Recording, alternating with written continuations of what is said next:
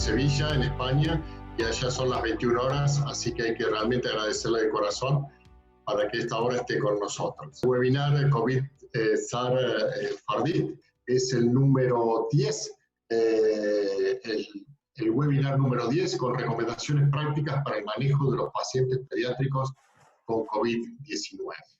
El profesor Pablo Caro trabaja en la Unidad de Radiología Pediátrica del Servicio de Radiología del Hospital Universitario Virgen del Rocío de Sevilla, España.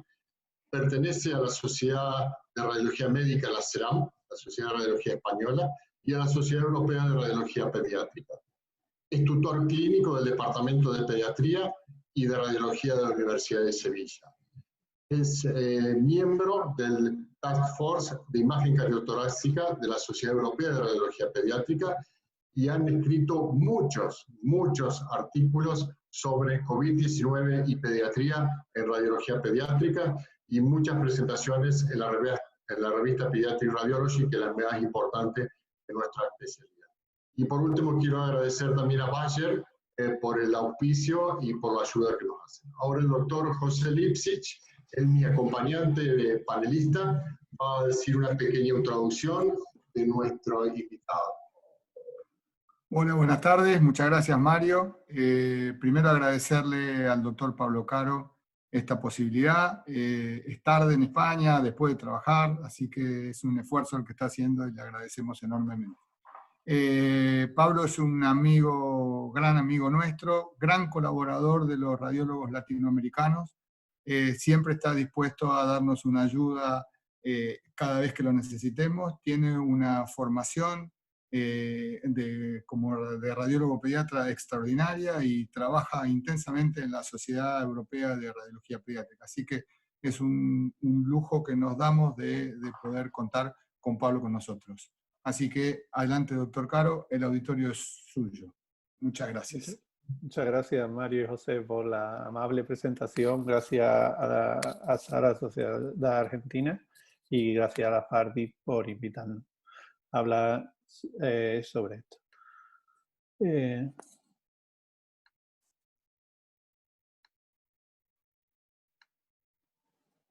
Bueno, yo voy a hablarles sobre la imagen del COVID-19 en niños y básicamente vamos a ir sobre 4 puntos. Vamos a hacer una breve introducción sobre lo que es el coronavirus, que habéis leído y habéis escuchado ampliamente. Después vamos a hablar sobre lo que es la imagen torácica del coronavirus en los niños. Y después vamos a hablar sobre el síndrome hiperinflamatorio multisistémico que se ha asociado al COVID-19, que es otro tema que hemos estudiado. Finalmente, vamos a hacer unos mensajes claros para llevar a casa. Nosotros, como la ISPR, como la Sociedad Europea de Radiología Pediátrica, decidimos que teníamos que hacer algo en esta época de la pandemia del coronavirus y decidimos hacer una serie de proyectos que íbamos a traducir en publicaciones en Pediatric Radiology, que es nuestra revista. Primero hicimos una revisión sistemática de literatura, allí eso fue a principios de abril, en lo que se había publicado, que eran básicamente muchísima era literatura china con traducción al inglés. Después hicimos unas recomendaciones prácticas para los departamentos de radiología pediátrica en Europa. Esas 2 publicaciones, la primera por la doctora Susan Shemeldin de Londres y la segunda por María Reisaki de Heraklion de Grecia, ya están publicadas y están online disponibles en Pediatric Radiology. Aparte, después lo que hicimos fue una serie de casos en la que pedimos casos, una colaboración de muchos países para que nos enviasen casos y estudiar los hallazgos de imagen más frecuentes en el coronavirus, en los niños. Ese lo enviamos, ya está aprobado y pronto va a estar también publicado en Pediatric Radiology. Y ahora mismo estamos centrados en el síndrome inflamatorio multisistémico infantil asociado al COVID-19. ¿Pero qué es el coronavirus? Bueno, el coronavirus es un virus, pero como muchos de vosotros sabéis, los coronavirus son comunes. Nosotros los vemos muchos años, los llevamos viendo muchos años en los hospitales y normalmente tienen baja patogenicidad, como son todos estos que vienen aquí, que lo que te dan son infecciones respiratorias leves. Cuando tú los miras por microscopía electrónica, tú ves que tiene esta forma de corona y de ahí viene su nombre. Pero en el siglo XXI ya hemos tenido 2 coronavirus que han sido más patógenos. El SARS, Severe Acute Respiratory Syndrome, coronavirus, y el MERS, Middle East Respiratory Syndrome, coronavirus, que han sido más graves. El SARS se dio en China en el año 2002 y hubo 8.000 casos con 700 muertes y estaban implicados los murciélagos, un roedor y los humanos. Tuvo una mortalidad del 10%. En el 2012 tuvimos otra crisis con otro coronavirus, que fue el MERS, que fue en el Medio Oeste, y en esto fue un murciélago que se relacionó con un camello y afectó después a los humanos. Hubo menos casos, pero con mayor letalidad, un 35% de muerte. El murciélago juega un papel fundamental en ambas. ¿Y qué es lo que nos ha pasado ahora? Pues hemos llegado al año 2019-2020 y tenemos el tercer coronavirus que tenemos, que es bastante patógeno, que es el SARS-CoV-2, o 2, que es el que tenemos, vamos a hablar en esta charla. Todo esto empezó en Wuhan, en China, que está en el centro de China, como veis aquí, y esta es una foto de Google Maps, en donde se originó en diciembre del año 2019 este virus, que se ha propagado por todo el mundo. En la diseminación, como veis en este mapa, esto es de la Johns Hopkins University of Medicine, veis que esto todos los días lo van actualizando, vemos cómo en los diferentes países te va diciendo cuántos casos hay. Vemos que en el mundo ya hay casi 15 millones de casos y vemos que Estados Unidos están ganando en el número de casos, después va Brasil, y vemos que, por ejemplo, Perú tiene ya más de 350.000 casos, México está cerca y Chile también. Vemos que España, que al principio estaba muy arriba en la lista, ya está bajando y sigue con más de 260.000 casos. Aquí veis por los puntos y veis el número de muertes globales, que es más de 600.000.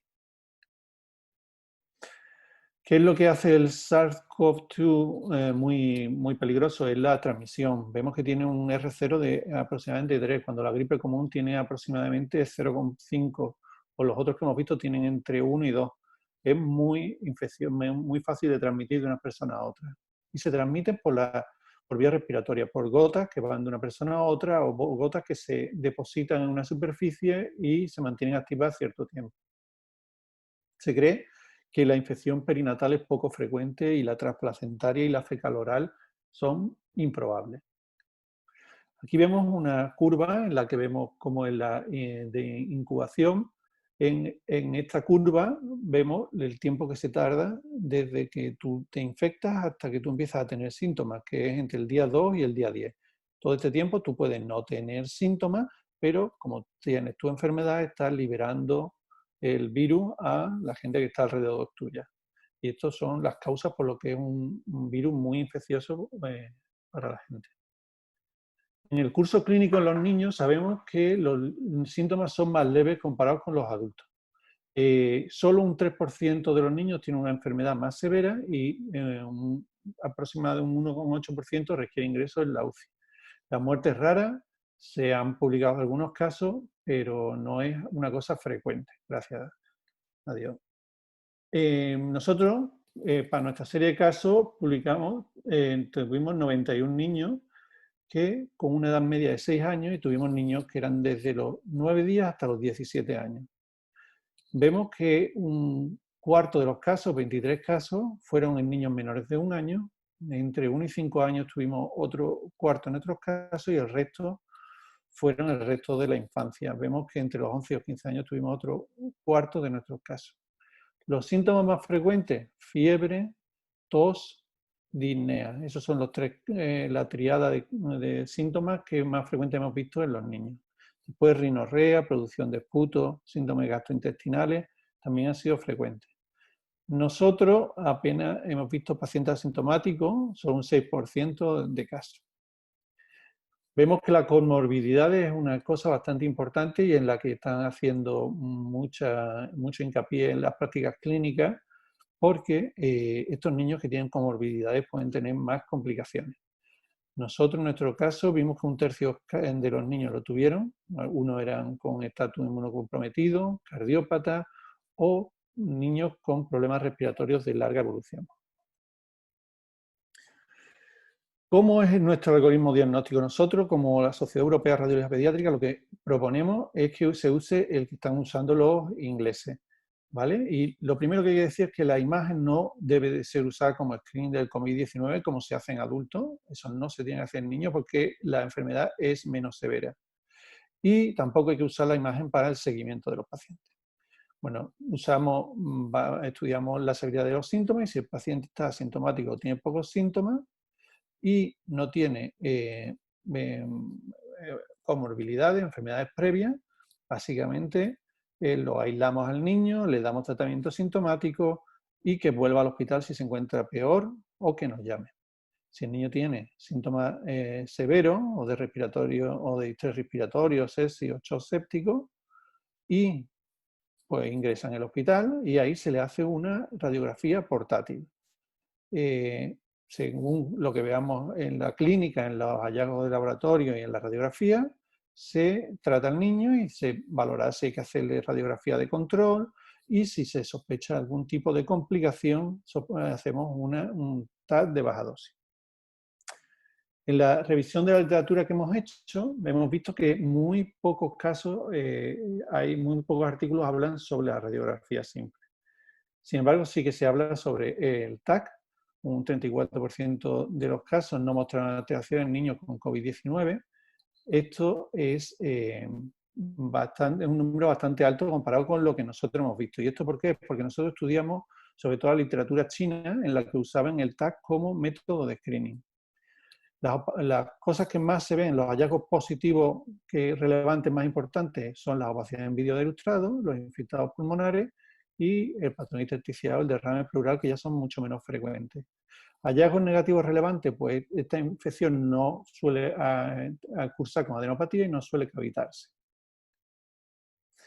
En nuestra serie de 91 niños, 81 les hicimos radiografía y lo que vimos más frecuentemente fue el engrosamiento peribronquial, periliar, que lo vimos en más del 50% de los casos. Esto es lo que nosotros vemos en otras viriasis y lo vimos fue nuestro hallazgo positivo más frecuente.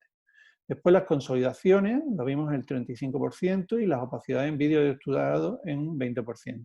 Patrón intersticial en un 15% y vimos solo un 12% de radiografías normales. Los derrames pleurales, neumotores y atelectasia son menos frecuentes. Ahora vamos a ver algunos ejemplos.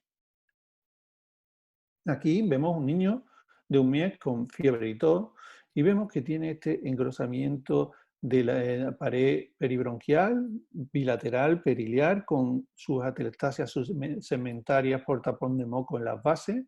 Esto no es específico del COVID-19 porque si nos lo enseñan a un niño con otra viriasis en invierno, diríamos que puede ser perfectamente. La consolidación, nosotros lo vimos un 28% de los niños COVID-19. Aquí tenemos un ejemplo clásico de una consolidación del lóbulo inferior izquierdo, en el que no vemos la silueta del diafragma. También vemos que afecta a la língula, porque tampoco vemos la silueta de cardíaca izquierda. Y sabemos que en niños la manera de caracterizar los derrames pleurales es por ecografía, porque tiene una pared muy fina y usando traductores de alta frecuencia vemos muy bien el líquido y lo caracterizamos y lo cuantificamos. Aquí vemos el derrame pleural, que era de pequeña cuantía, era anecoico, bastante claro, y vemos también el parénquima consolidado y vemos cómo te hace este broncograma aéreo clásico, como te lo dibuja de una manera muy bonita y muy precisa, y vemos también que este parénquima tiene realce, que no hay necrosis. Aquí vemos otro caso de otra consolidación, un niño de 10 años con fiebre, disnea y tos, que vino a mi hospital, en el que vimos esta consolidación del lóbulo superior derecho. Tiene una apariencia también un poco intersticial, que a lo mejor te hace pensar que podría ser una neumonía por micoplasma o bacteriana. A los 3 días le dimos 3 días de tratamiento con cloroquina, repetimos la radiografía y había desaparecido completamente esa consolidación del lóbulo superior derecho. La opacidad en vídeo ilustrado, nosotros lo vimos aproximadamente en un 20% de los niños con COVID-19. Personalmente, y muchos de mis compañeros del Task Force de Imagen Cardiotorácica de la Sociedad Europea, no solemos hablar de opacidad en vídeo del ilustrador en las radiografías de tórax. Lo dejamos como una palabra que usamos para los TACs. Pero en esta puede ser un buen ejemplo de cuando se ve. Vemos cómo este aumento de densidad difuso en ambos emitoras en un niño, una niña de 9 días, que presenta disnea tras haber tenido un parto sin incidencia, estado asintomática, a los 9 días empieza y dio positivo en el PCR. Otro de los hallazgos que podemos ver en la radiografía de tórax son patrones intersticiales.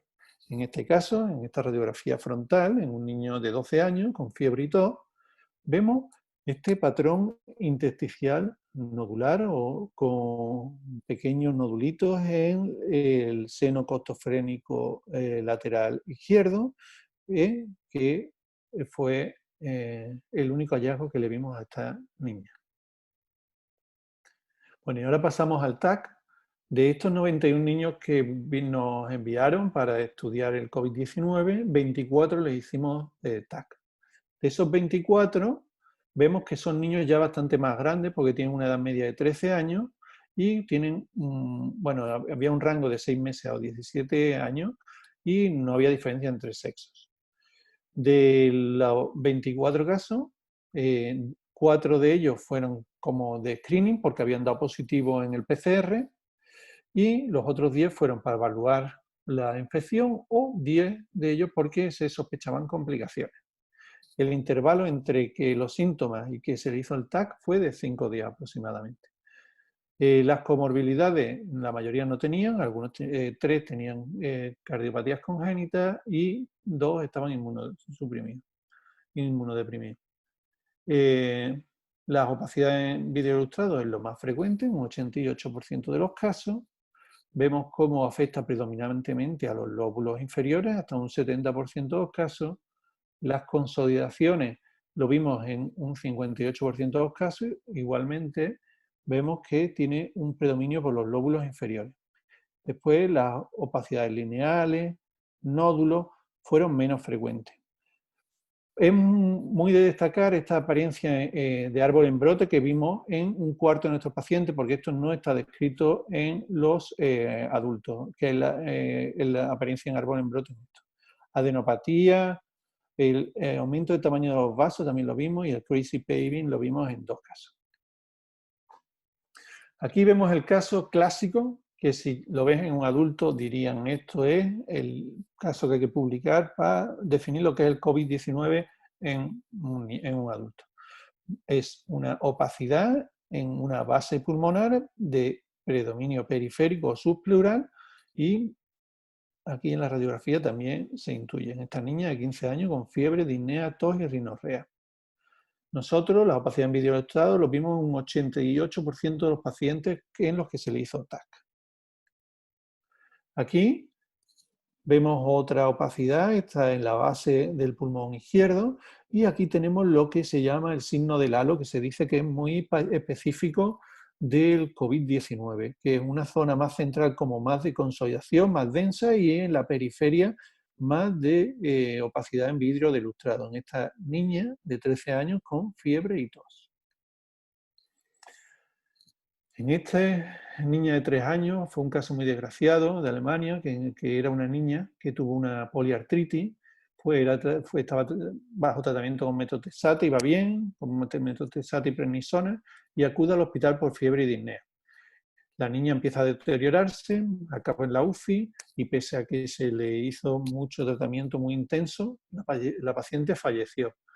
Aquí vemos en la imagen, vemos cómo tenía una opacidad, una consolidación en el lóbulo superior derecho con un poco de derrame pleural, sin llamarnos mucho más la atención. La paciente está intubada y cuando le hacemos el TAC vemos estas zonas de consolidación, vemos el broncograma aéreo en ambas bases pulmonares, vemos la opacidad en vídeo ilustrado que ocupa el lóbulo medio. Hay que destacar que el COVID-19 se sabe que se ha asociado al daño alveolar difuso, que es un signo de bastante mal pronóstico en adultos. Hasta que en los niños apenas lo vemos. Esta apariencia es muy importante que la recordáis, que Si la vemos en un TAC de un niño, de un adulto infeccioso, nunca se diría que esto es COVID-19, pero nosotros lo hemos detectado hasta en un 4% de los casos. Vemos aquí esta apariencia de árbol en brote típica, vemos los nódulos alrededor de las ramas del árbol, o aquí, en esta niña de 8 años con fiebre y disnea. El signo de halo reverso también lo detectamos en esta niña de 16 años con fiebre, tos, esputo purulento, rinorrea y disnea. Normalmente lo que nosotros vemos es la zona central densa y alrededor la zona menos densa o de vidrio ilustrado. Aquí es justo lo contrario, vemos que la zona de vidrio ilustrado está central y por fuera tiene la consolidación. Esto se llama signo del halo reverso. Sugiere una neumonía organizada y es un signo de severidad de la afectación pulmonar. Aquí vemos otro caso en la que vemos la zona central de vidrio ilustrado y por fuera la consolidación. El tromboembolismo pulmonar se ha asociado en adultos, si habéis leído un poco la literatura, sabéis que se ha asociado mucho al COVID-19 y están usando mucho tratamiento antitrombótico profiláctico en estos pacientes cuando van a la UCI. Y nosotros tuvimos un caso. Vimos un niño de 16 años que vino y por casualidad, vino, se estaba inflando un muslo, estaba cada vez más grande, más rojo, caliente, y sospechaban, no sabían si era un tumor, si era una infección, qué es lo que era. Y entonces le hicieron una resonancia magnética. En la resonancia lo que vemos, veis cómo la vena, aquí va el paquete vasculonervioso femoral, vemos cómo la vena está mucho más grande que la arteria, comparado también con el otro lado, y esto era por un trombo. Vemos también el edema que tiene en el compartimento lateral del muslo, en la musculatura, y en esta reconstrucción, entonces la niña, aunque estaba asintomática, le hicieron el PCR, dio positivo, y le hicieron un TAC porque se empezó a poner hiposémica. Y en ese TAC vemos este defecto de llenado en una arteria del lóbulo inferior derecho, y vemos estas pequeñas lesiones o opacidades también con el signo del halo en el centro más densa, periferia más como vídeo de ilustrado, en la periferia del otro pulmón. Vemos aquí otro pequeño trombito en la arteria que va hacia el lóbulo inferior. El padre era positivo en este caso. La ecografía de tórax es algo que ha generado bastante controversia porque los grupos italianos, sobre todo, han hecho mucha apología de que tiene que usarse en el triaje de estos pacientes. Nosotros no lo recomendamos como Sociedad Europea que se use en niños. Otra cosa son niños que ya se le han hecho múltiples radiografías, están en la UCI y quieres tú ver las líneas B o quieres ver si tiene atelectasia o el derrame, cómo está evolucionando. Entonces sí se puede usar la ecografía y es una arma muy útil. Aquí vemos un caso de una niña de 15 años, un familiar COVID-19, acude tras 3 días de fiebre y disnea y vemos estas pequeñas opacidades en los campos medios del pulmón izquierdo. Se le hizo una ecografía y en esa ecografía vemos estas líneas que son perpendiculares a la superficie pleural o líneas B, que se cree que representan estas opacidades que se ven en vidrio de ilustrado en la periferia del pulmón o que se ven en esta reconstrucción MIP. Esta niña también presentó otro hallazgo típico, que es que, si veis, está engrosado, aumentado la vasculatura focalmente en el lóbulo inferior, si lo comparáis con otros vasos de la periferia. Esto también se ha descrito en los pacientes con coronavirus. Por último, la resonancia en este primer bloque del coronavirus. La resonancia no creemos que haya que usarla para estudiar el coronavirus, pero tuvimos un caso en una niña de 15 años con enfermedad de Ollier que fue a hacerse una resonancia de cuerpo entero para buscar tumores y se le vio esta opacidad. El radiólogo sugirió que si podía ser esto coronavirus, se hizo el test y salió positivo. Como sabemos, la resonancia, como los pulmones son muy negros, las cosas que son como las infecciones son muy blancas y se ven bastante bien. Por eso hay mucho y cada vez más evidencia de que la resonancia se puede usar también para las infecciones pulmonares. Y nosotros estamos estudiando eso. Muchos de mis compañeros en el Task Force son especialistas en estudio de infecciones pulmonares por resonancia magnética. Bueno, nosotros estábamos ya contentos, estábamos avanzando mucho en nuestro paper y de repente, en abril, a principios de abril de este año, empiezan a hablar sobre un síndrome inflamatorio que se parece al Kawasaki en los niños que han pasado el COVID-19. Y eso es lo que vimos. A mí lo que me avisaron es que en Londres, en uno de los hospitales, estaban viendo muchos casos, igual que en Lombardía, en la zona que hay entre Italia y Suiza, y detectaron muchos niños que tenían síndrome inflamatorio multisistémico y los asociaron al SARS. Desde entonces se han descrito más de 1000 casos y tienen una clínica variable. Incluyen fiebre, síntomas gastrointestinales, rash, y la severidad también es variable. Algunos tienen signos de shock tóxico y de afectación miocárdica. Los criterios para el diagnóstico de este síndrome inflamatorio multisistémico asociado al COVID es un niño que tiene fiebre persistente, inflamación con neutrofilia, la PCR elevada o linfopenia y evidencia de disfunción de un órgano o múltiples, shock, patología cardíaca, respiratoria, renal, gastrointestinal o neurológica. Y esto puede incluir a niños que cumplan criterios completos o parciales de la enfermedad de Kawasaki. Hay que excluir las otras causas, como la miocarditis por enterovirus, la sepsis bacteriana, el síndrome de shock tóxico, estafilocócico o estreptocócico. El test de PCR positivo para el COVID no es siempre necesario. Puede ser positivo o negativo, porque como sabemos hay muchos falsos negativos. Bueno, conseguimos reunir, pidiendo a nuestros colaboradores de Europa y de otros países, 37 niños con este síndrome. Y lo que vimos es que tenían una edad media de 8 años y lo tuvimos desde los 3 meses hasta los 16 años. No había preponderancia entre hombre y mujer y una cuarta parte de ellos habían tenido contacto con sus familiares. Los síntomas más frecuentes fueron fiebre, que se veía en un 95% de los casos, dolor abdominal fue el segundo más frecuente, rash cutáneo, eso lo vimos un 54%, y después la conjuntivitis. Después el tos, disnea, vómitos, diarrea, dolores de cabeza, adenopatía, dolor torácico, fueron otros síntomas con los que se presentaron estos niños.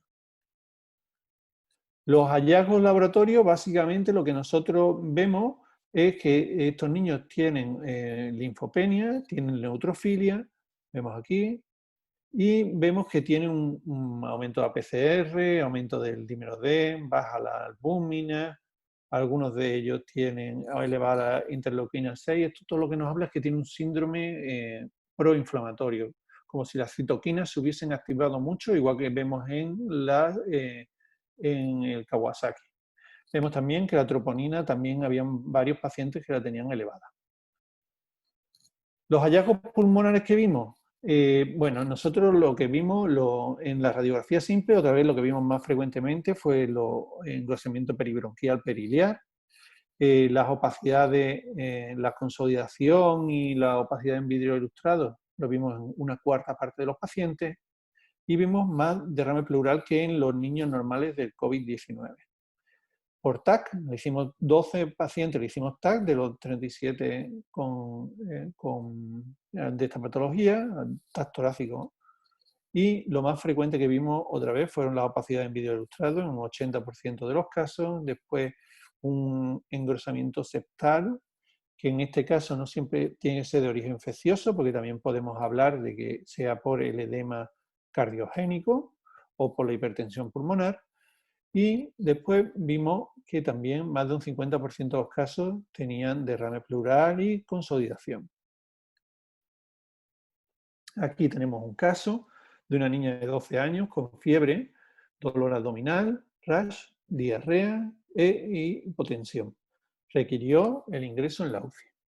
Esta radiografía, vemos que al día 3 vemos cómo tiene una opacidad en el pulmón izquierdo, sobre todo en los campos superiores.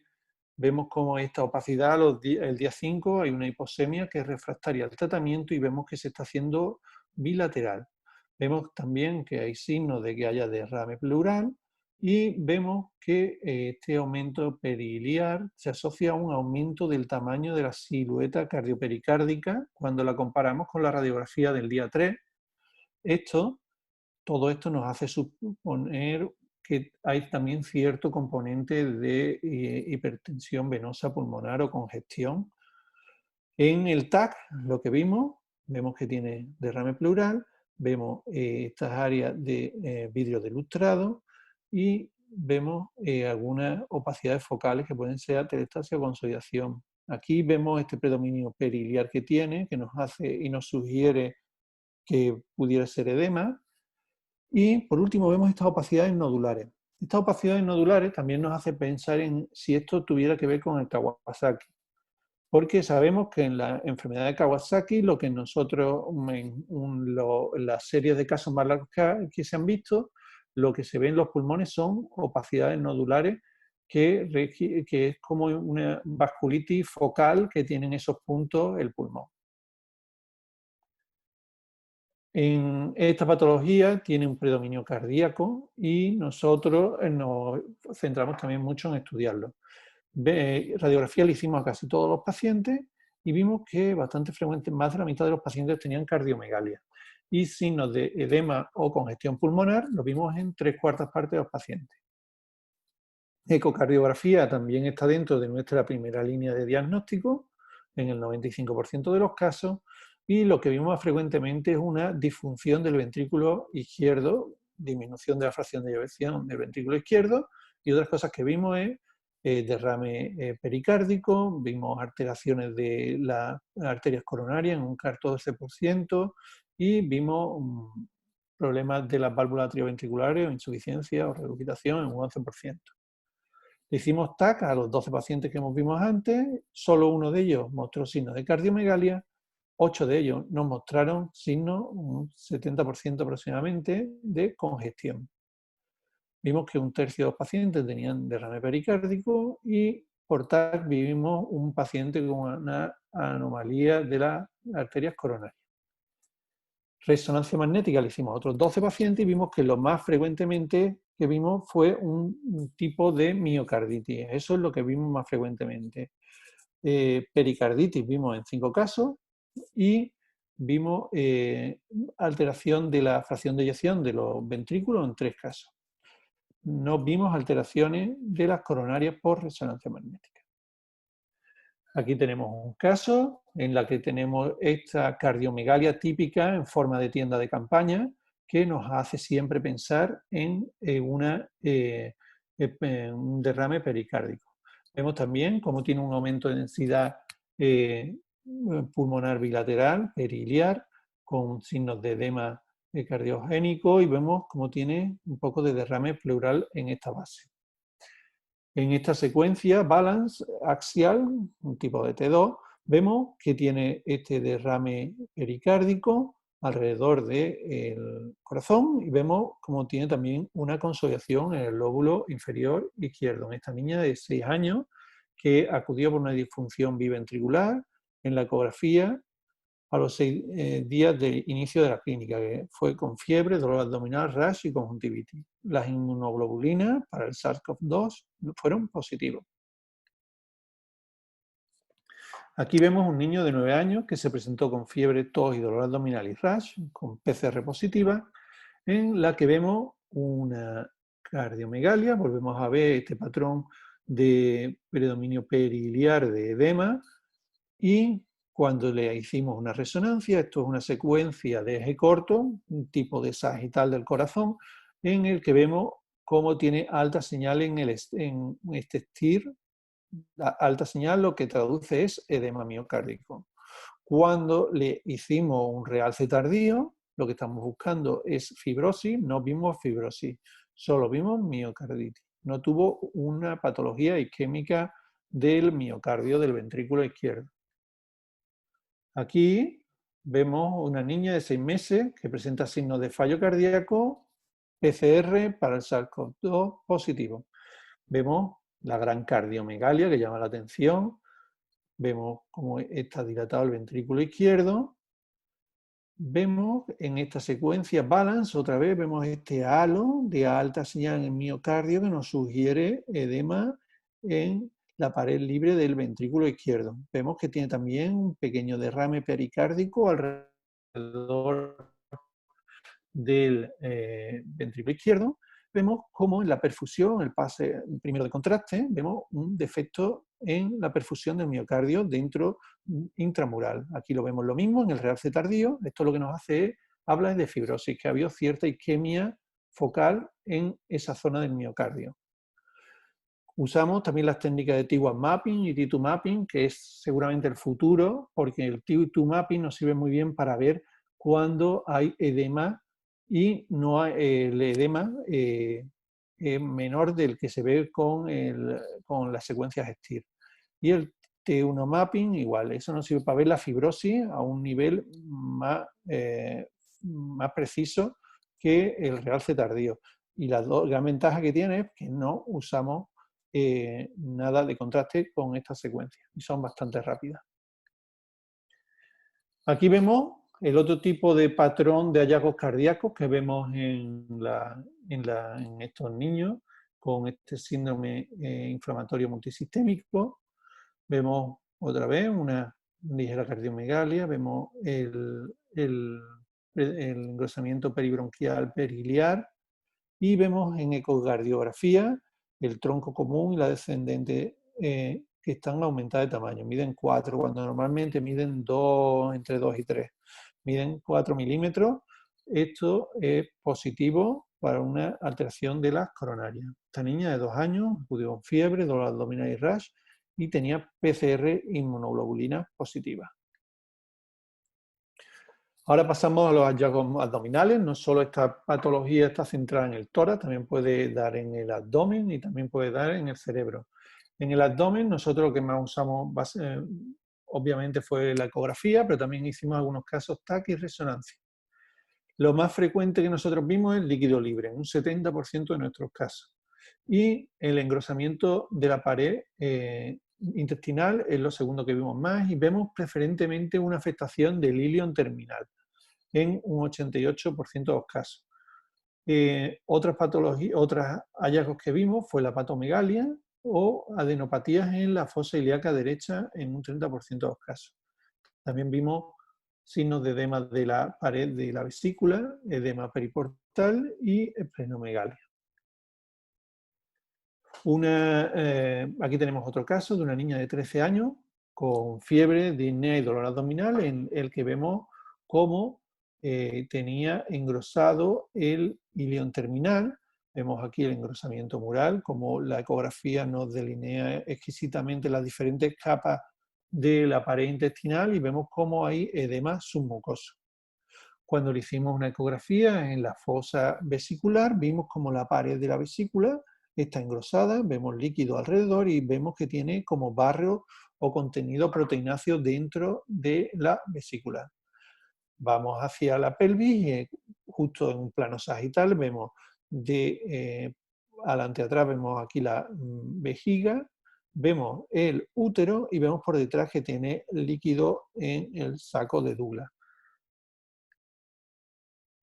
Por último, dentro de los hallazgos abdominales también vimos en un niño de 10 años que acudió por fiebre, tos, rash y dolor abdominal y tenía la inmunoglobulina G positiva. Vemos en la radiografía, empieza con su cuadro sistémico en el que vemos que tiene edema y consolidaciones pulmonares bilaterales de predominio periliar, vemos el aumento del tamaño de la silueta cardiopericárdica.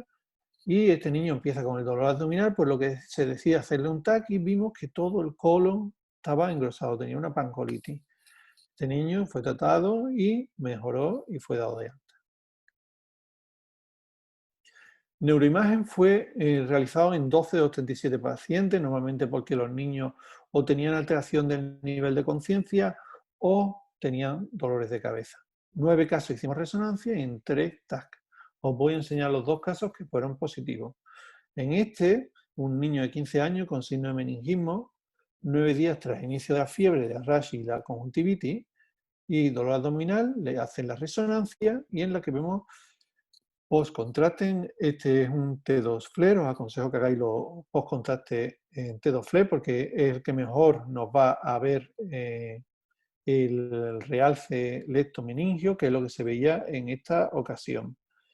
Este realce leptomeningio creemos que es de origen autoinmune y se ha descrito también en pacientes adultos con COVID-19.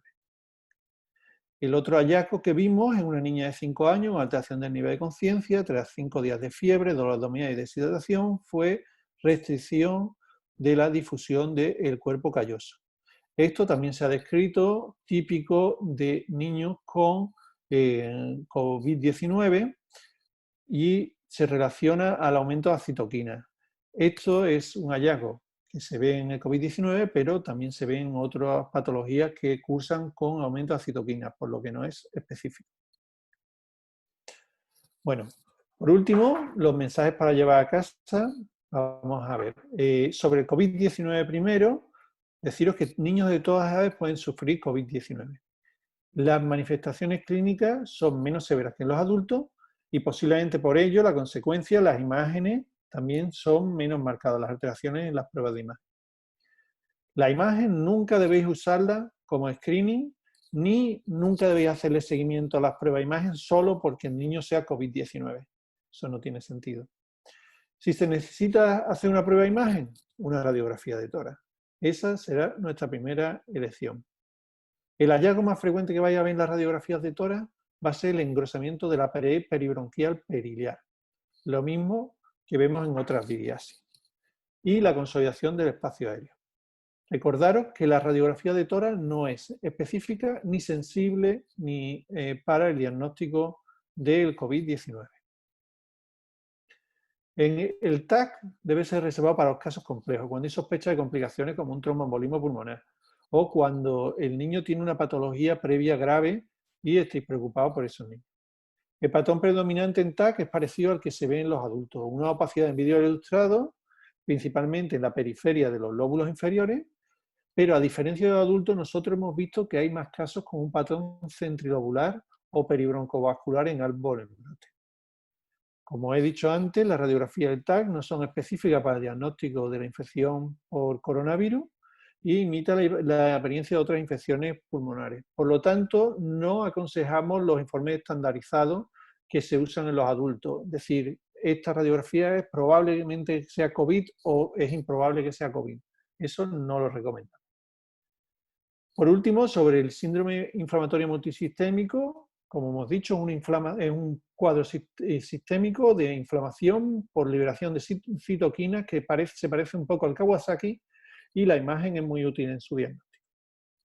La radiografía y el TAC nos pueden ser útiles para ver la afectación pulmonar, el TAC también puede ser útil para ver las coronarias y la ecocardiografía es una piedra angular y básica que hay que hacerla de primera línea para ver si ese paciente tiene derrame pericárdico y si tiene disfunción de la contractilidad del ventrículo izquierdo.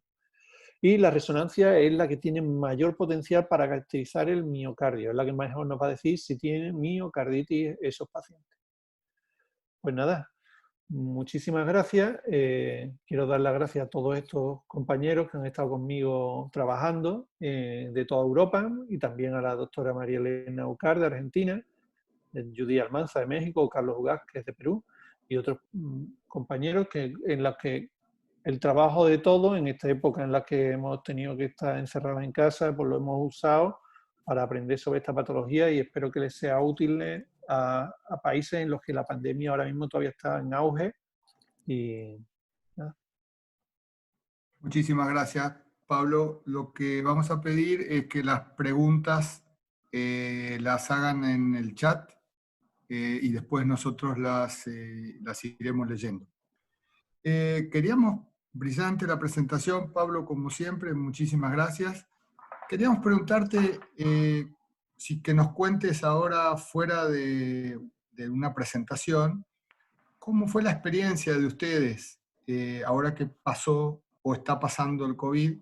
¿Cómo se organizaron en el hospital? ¿Cómo se organizaron en los en los otros hospitales, cómo organizaron la protección, cómo en Europa en general, en España en particular y en Europa en general, que fue todo nuevo y para todos es nuevo y los protocolos cambiaban día a día y empezaban. Y ¿cómo se organizaron ustedes? Bueno, es una pregunta bastante larga. Nosotros hemos escrito un paper sobre eso, que lo ha escrito María Reisaki, lo podéis leer. Básicamente, nosotros lo hemos dividido en varias partes. Lo primero es el triaje que hemos hecho a los niños. Los niños que venían con esta patología eran directamente separados del resto, tenían su zona sucia en urgencia.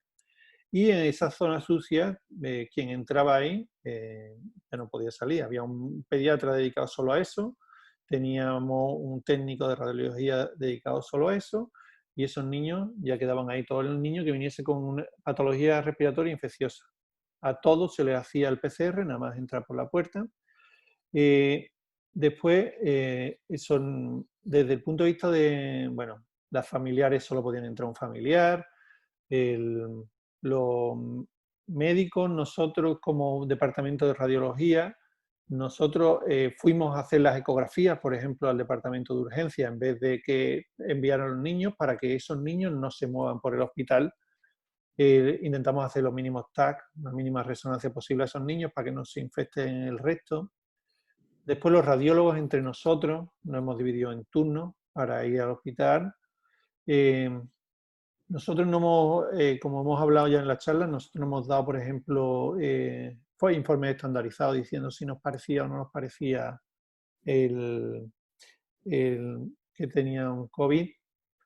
No sé, nosotros ahora que ya estamos pasando el esto, lo que estamos viendo, bueno, nosotros suspendimos muchísimos pacientes. Nosotros solo decíamos pacientes urgentes o preferentes.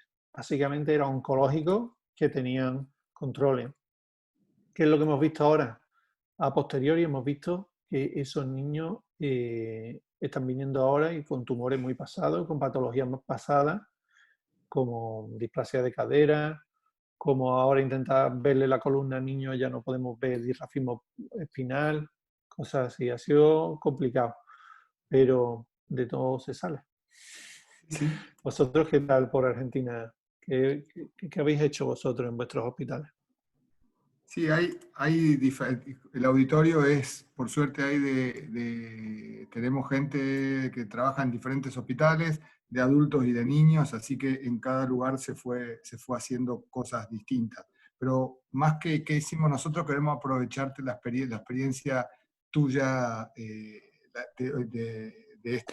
que ya están saliendo por esta pandemia. Acá tenemos una pregunta de la doctora Pizarro que dice: felicitaciones por la presentación, Pablo. ¿En tu hospital utilizan Doppler de extremidades inferiores como screening de trombosis venosa profunda en pacientes con COVID positivos? O en PIMS, P-I-M-S. Nosotros usamos Doppler. Doppler, la verdad es que nosotros solo hemos hecho Doppler a los pacientes que estaban en la UCI de forma profiláctica. Nosotros hemos tenido poca incidencia. En el sur de España había poca incidencia, la mayor incidencia ha sido en Barcelona y en Madrid. Pero nosotros hemos hecho Doppler de screening a los pacientes que estaban en la UCI a la vez que no tenían tromboembolismo. Vamos, que no tenían trombosis venosa profunda. Trombosis venosa. Perfecto. Una pregunta, Pablo. Mario Pelizari te habla. Las tomografías computadas, ¿hicieron diferencia entre los pacientes con el síndrome inflamatorio y con el COVID-19? ¿A todas le inyectaron contraste o hacían las de COVID-19 se hicieron sin contraste endovenoso? Sí, casi todas se hacen sin contraste. En los otros, la única indicación de poner contraste son dos. En el COVID-19 era si alguien sospechaba un tromboembolismo pulmonar. Es la única, si no, lo hacemos sin contraste. Y en el síndrome inflamatorio, según la máquina que tú tengas, si eres capaz de velas coronarias, también le usamos contraste si lo que queríamos era velas coronarias, hacer una coronario CT. Vamos, nosotros personalmente en nuestro hospital usamos la resonancia magnética para velas coronarias. ¿Se vieron los pseudoneurismas que se ven en el Kawasaki cuando uno hacía los ecocardiogramas o no eran tan frecuentes? Nosotros no hemos visto ni en nuestro artículo ni en el anterior de Blondiot, se ven aneurismas focales como se ven en el Kawasaki. Es más como una dilatación o pseudodilatación de la arteria lo que nosotros estamos viendo. Y tenían correlación, se veía bien. Lo que veían ellos por ecografía se correspondía con nuestros diámetros por TAC o por resonancia. Perfecto. ¿Alguna otra pregunta al auditorio? Bueno, tenemos 36 personas que te están escuchando, Pablo, a lo largo de toda Latinoamérica, así que la verdad que hemos aprovechado mucho tus... Acá tenemos una pregunta más.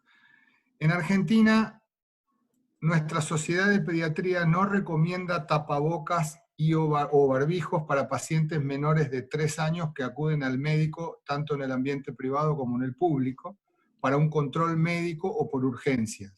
Nuestras normas de infectología recomiendan solamente el uso de barbijo quirúrgico en los médicos al ver estos pacientes, aún sin saber si tienen COVID. Nosotros eso pregunta Fabiola. Muy buena pregunta. Varía un poco, ¿no? En general, lo que se está haciendo en España y en Europa es que los niños que son COVID-19 positivos, a esos se le pone mascarilla. Los que, por supuesto, si es un niño muy pequeño, va a ser una pelea entre el padre y el niño que el niño lleva mascarilla, pero están obligados. El resto de niños, si vienen y están afebriles y vienen a otra cosa a nuestro hospital, no tienen que llevar mascarilla. Todo el personal sanitario y los padres, todos los adultos que hay en el hospital infantil, todos tienen que llevar mascarilla por obligación. Perfecto. Completa Fabiola la pregunta, dice, muchos tosen o estornudas, nos recomiendan usar el N95. ¿Eso es mejor? El N95 es un tipo de mascarilla, ¿no? Sí, es el que filtra 95 partículas que en general se usa cuando con los pacientes, en el lugar donde hay pacientes infectados. Nosotros usamos solo... Sí, esa es nosotros, vamos, es que depende del país. Entiendo que según la capacidad que tenga el sistema sanitario, nosotros esas solo se han usado en los, por ejemplo, el técnico que va a hacer ecografía a pacientes COVID positivos o el que entra en contacto directo con pacientes COVID. El resto de personas sanitarios estamos usando mascarillas quirúrgicas normales. Perfecto. Otra pregunta ahí. Adriana Martínez, felicitaciones por la charla. ¿Qué interpretación han hecho de las dilataciones de los vasos pulmonares? Pues básicamente creemos que es parecido al mecanismo que vemos en el Kawasaki. Creemos que es una inflamación focal y te hace un pseudoneurisma. Eso es la interpretación que se le ha dado en general a este hallazgo, que también se ha visto en adultos.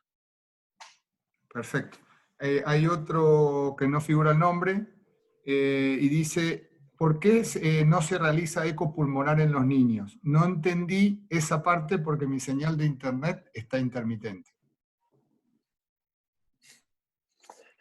Bueno, básicamente hay una causa clarísima por la que yo no recomiendo hacer ecografía pulmonar en este caso del COVID-19. En el resto de los casos, por supuesto, es un área fascinante en el que hay muchísimo por estudiar y por pero en el COVID-19, al ser tan infeccioso, el patógeno y en general, no sé, bueno, supongo que en Sudamérica esté igual que en España, que los equipos de protección individuales no son muy buenos, es mucho riesgo el que tú estás corriendo para el beneficio que puedes obtener. Perfecto. Otra pregunta, María, que dice, felicitaciones Pablo, en los niños con severo compromiso pulmonar que hayan sobrevivido, ¿han observado secuelas pulmonares? ¿Han realizado TC y en cuánto tiempo? La verdad es que nosotros no lo hemos hecho, en nuestros estudios no hemos hecho seguimiento. Los pocos estudios que se han escrito hasta ahora, se ha visto muy poca incidencia de fibrosis pulmonar, pero es sobre todo más en adultos, en niños apenas se ve. La pregunta era la doctora María Elena Búcar, pero como la conocemos como la Pepa, entonces María no la reconocíamos.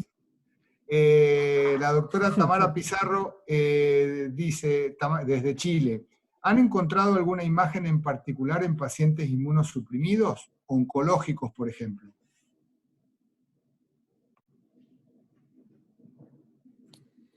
Pues la verdad es que no hemos estudiado esos casos, pero es una buena pregunta. Se lo voy a plantear a mis compañeros y vamos a ver. Sí, pero no hemos visto ninguna patología, ni hemos visto que especialmente los inmunodeprimidos tuvieran algo diferente al resto de la cohorte de pacientes. Pero podemos estudiarlo, un punto interesante para estudiar. Perfecto, perfecto. ¿Alguna pregunta más del auditorio?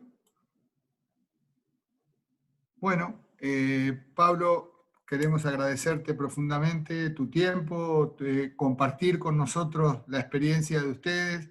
Creo que es muy útil para toda la gente que estuvo escuchando, tu calidez de siempre y tu precisión de siempre. Así que muchísimas gracias por estar con nosotros. No sé si Mario va a cerrar, así que muchísimas gracias. Bueno, gracias José, gracias Pablo, sobre todo por la hora en España. Sé que la semana que viene comiencen tus vacaciones, felices vacaciones, y muchísimas gracias por este aporte que nos han dado y que, bueno, realmente nos han enseñado mucho, porque nosotros cuando teníamos algún problema, bueno, cuando empezamos a tener los problemas con el coronavirus, los mirábamos a ustedes, los mirábamos realmente de cerca, porque, bueno, no sabíamos qué hacer y quisimos seguir su ejemplo. Nosotros también utilizamos muy poco la ecografía acá. Por el miedo que teníamos, por el riesgo que teníamos de infectar al profesional que ha realizado el estudio. Gracias, muchísimas Pablo. gracias. Gracias a todos. Gracias a todos. Gracias a todos por placer y un honor. Gracias. Hasta luego. Hasta luego.